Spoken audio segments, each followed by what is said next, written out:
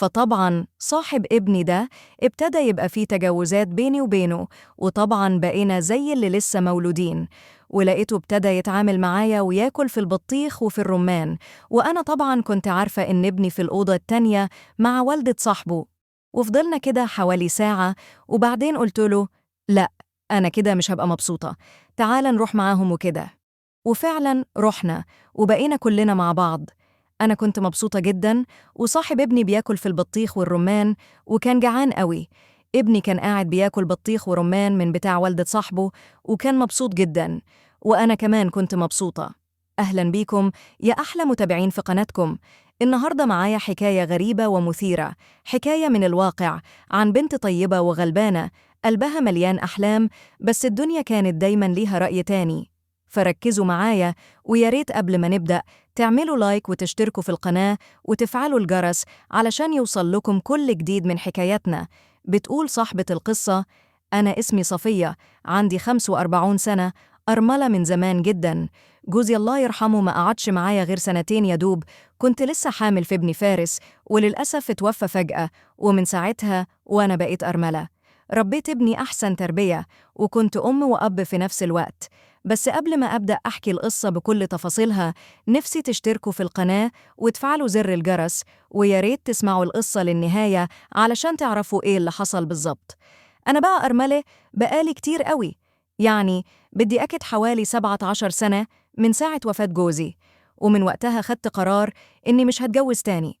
كنت حابة أعيش أنا وابني في هدوء، وأربيه تربية كويسة، أربيه على راحتي ومن غير ما حد يتدخل. والماديات عمرها ما كانت مشكلتي خالص، لأني كنت مرتاحة جدا الحمد لله. ورثت فلوس كتير عن أبويا وأمي الله يرحمهم، الاتنين متوفين، ومليش لا إخوات ولا حد بيشاركني في أي حاجة.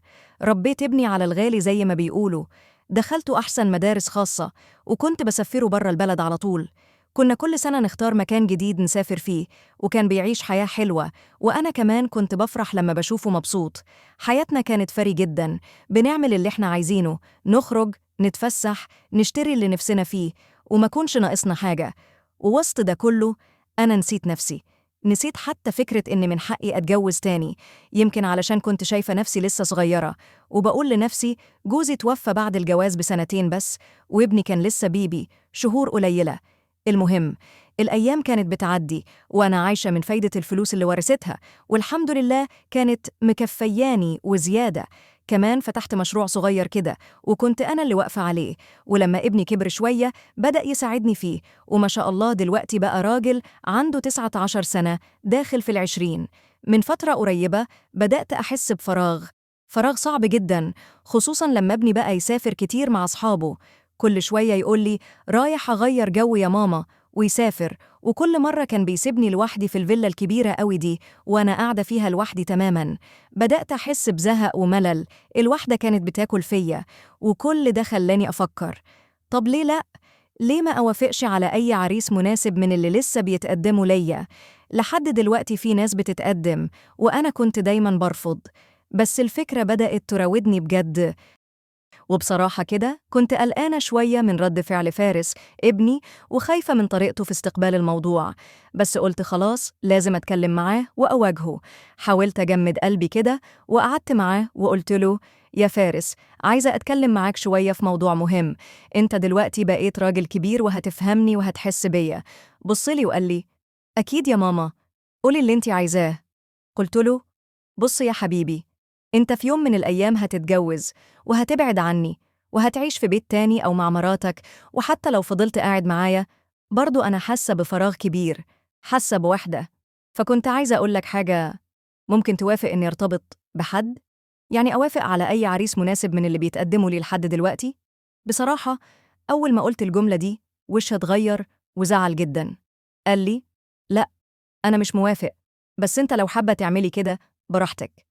بس كنت حاسة إنه متضايق جدا، وفعلا دخل أوضته وسابني. دخلت وراه لقيته قاعد بيعيط، قلبي اتقطع عليه. قعدت أطبطب عليه وقلت له: خلاص يا حبيبي، أنا عمري ما هعمل حاجة تزعلك، ولا هفكر في حاجة أنت مش راضي عنها، أنت حياتي كلها ومليش غيرك في الدنيا.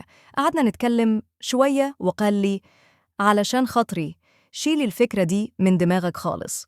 بصراحة يا جماعة هو عنده حق، أنا أصلاً لسه صغيرة وشكلي حلو، وهو كان بيغير عليا جداً زي أبوها الله يرحمه بالظبط. فقلت له: خلاص يا حبيبي، أنا مش هفكر في موضوع الجواز ده تاني، وهعيش أنا وإنت وبس. إنت كل حياتي، وعمري ما هفكر أكون مع حد غيرك. وقعدنا شوية لحد ما نفسيته بدأت تهدى، وقلت له: طب إيه رأيك نخرج ونتعشى برا علشان أصالحك ونفك شوية؟ رد وقال لي: أنا كده كده خارج دلوقتي مع مهاب صاحبي، وهو جايب والدته معاه كمان.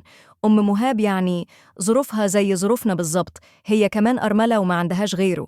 قلت له: خلاص، نخرج كلنا سوا ونسهر ونقضي يوم لطيف. وفعلا لبسنا وخرجنا. أنا كنت شفت مهاب ده قبل كده، يمكن 3 مرات أو 4 مرات لما كان بيجي البيت لابني. هو شاب من سن فارس بالظبط، بس اللي يشوفه يحس إنه أكبر شوية علشان بيلعب رياضة وجيم، وعضلاته باينة، عكس ابني اللي مش مهتم بالحاجات دي خالص. اتعرفت على مامته، وست محترمة جدا، وبقينا صحاب بسرعة.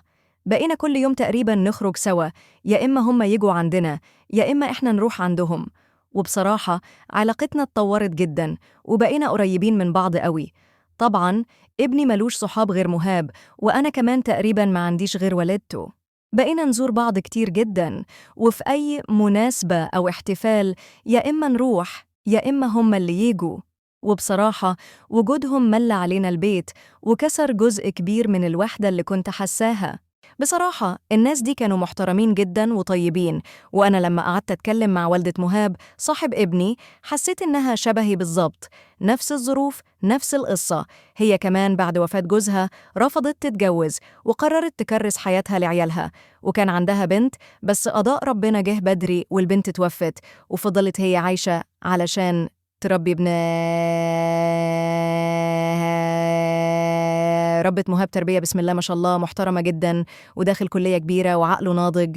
ومع الوقت بقينا نخرج سوا كتير ونتقابل على طول كأننا عيلة واحدة. بس بدأت ألاحظ حاجة غريبة، كل ما نكون قاعدين مع بعض ألاقي مهاب بيركز عليا أكتر من اللازم، عينه عليا وأنا داخلة وأنا خارجة وأنا بتكلم. نظراته كانت مش عادية، بقت على البطيخة والرمان زي ما بيقولوا. ومع تكرار ده حسيت بشوية فرحة كده داخلي، حسيت إن في حد شايفني ست، بس طبعاً ما كنتش مبينة ولا كلمة.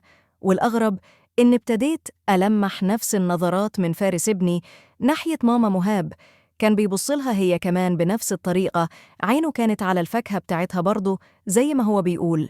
ففي دماغي لقيتني برسم سيناريو مجنون كده، أنا أبقى مع صاحب ابني، وابني يبقى مع والدة صاحبه. فكرة مجنونة، صح؟ بس والله جت في دماغي. طبعاً ما اتكلمتش مع حد ولا جبت سيرة، قلت أستنى وشوف الدنيا رايحة على فين. لحد ما في يوم لقيت فارس بيقول لي: ماما، انت لسه بتفكري في الجواز؟ قلت له: لا يا حبيبي، أنا وعدتك ومش هفكر في كده تاني، بس لازم تعذرني، أنا لسه ست صغيرة، وانت طبيعي هتتجوز وتسيب البيت، وأنا هفضل لوحدي. كنت بتكلم وأنا مركزة معاه، مستنية أشوف رد فعله. بس فجأة افتكرت الموقف اللي حصل لما كنا قاعدين كلنا، وفجأة شديت نفسي وقلت له: بصراحة يا فارس، أنا شفتك وانت بتبص على البطيخ والرمان بتاع والدة صاحبك. ضحك وقال لي: بصراحة حلوين قوي، ونفسي آكل فاكهة.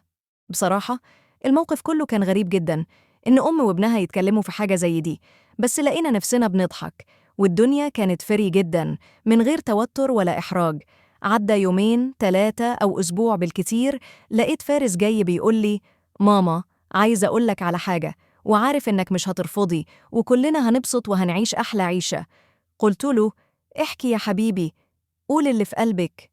قال لي: إيه رأيك نروح نسهر عندهم، عند مهاب ووالدته، ونعملها كأنها حفلة بسيطة كده، وننبسط، وكل واحد ياكل الفاكهة اللي بيحبها. فطبعا أنا كنت فاهمة، بس أنا حبيت أقول له: لأ، فهمني أكتر علشان أنا مش فاهمة. وراح قال لي: بصراحة أنا عايز آكل البطيخ والرمان بتاعها وكده، وحاسس كمان إن صاحبي بيركز قوي مع البطيخ والرمان بتوعك انتي وكده، وهو كمان عايز ياكل، فإيه رأيك نتجمع كلنا ونعمل حفلة مع بعض ونتبسط ونبقى سعداء كلنا؟ بصراحة أنا كنت عايزة أبين له إني متضايقة، وإزاي تتكلم في موضوع زي ده والكلام ده، لكن لقيت نفسي بوافق، وقلت له: تمام، أنا موافقة جدًا، وهنبقى مبسوطين، وهُم برضه هيبقوا مبسوطين، وإحنا كده بقينا أهل تقريبًا، فالموضوع ما فيهوش خوف ولا فيه قلق ولا أي حاجة. وفعلًا هو ابتدى يجهّز للموضوع ده وللخروجة دي أو لليوم اللي زي كده، وابتدى يعزم صاحبه وأم صاحبه عندنا.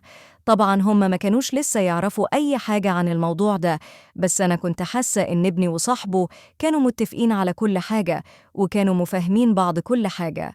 علشان كده أنا بقيت ألاحظ إن صاحب ابني بيبُص أكتر وابني، فما بقيتش عارفة أتصرّف إزاي، وكنت مش عارفة الموضوع هيبدأ إزاي الصراحة. لكن وهُم عندنا في يوم، أنا دخلت الأوضة علشان نسيت حاجة جوّه، وكنت داخلة أجيبها، فلقيت ابني جاي ورايا وصاحبه معاه، وساب صاحبه في الأوضة وخرج. فأنا فهمت إن هي دي البداية، وفهمت كل حاجة. فطبعًا صاحب ابني ده ابتدى يبقى فيه تجاوزات بيني وبينه، وطبعًا بقينا زي اللي لسه مولودين. ولقيته ابتدى يتعامل معايا وياكل في البطيخ وفي الرمان، وأنا طبعًا كنت عارفة إن ابني في الأوضة التانية مع والدة صاحبه. وفضلنا كده حوالي ساعة، وبعدين قلت له: لأ، أنا كده مش هبقى مبسوطة، تعال نروح معاهم وكده. وفعلا رحنا، وبقينا كلنا مع بعض.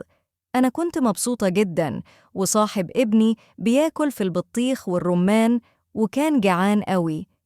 ابني كان قاعد بياكل بطيخ ورمان من بتاع والدة صاحبه، وكان مبسوط جداً، وأنا كمان كنت مبسوطة.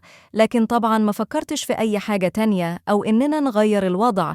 خلينا الموضوع بيني وبين ابني وهي مع ابنها. كنا مكتفيين باللي إحنا فيه، وكان الجو حلو وجميل. فضلنا مبسوطين لحد ما الصبح جه، إحنا الأربعة كأننا عايشين اللحظة دي كأنها عمرنا كله. حسينا فعلاً كأننا عيلة واحدة. هما بقوا يجوا عندنا تقريباً كل أسبوع، وكأننا متجوزين عايشين مع بعض، وكل حاجة كانت مليانة رومانسية وجمال. وكنت حاسة إنهم عوضوني عن حاجات كتير كنت محرومة منها زمان. بصراحة كنت في قمة السعادة لحد ما حصلت الكارثة. في لحظة من اللحظات أنا وصاحب ابني نسينا نفسنا، وطلعت حامل، وبقيت مش عارفة أتصرف إزاي. حاولت ألقى حل للمشكلة دي، لكن مش قادرة أفكر أو أعمل حاجة. بصراحة أنا محتاجة نصايحكم. لو عندكم أي أفكار ياريت تكتبولي في الكومنتات علشان أعرف أتصرف وأخرج من الموقف ده. كانت معكم أليشا ستوريز. متنسوش اللايك والاشتراك، واستنونا في قصة جديدة. مع السلامة.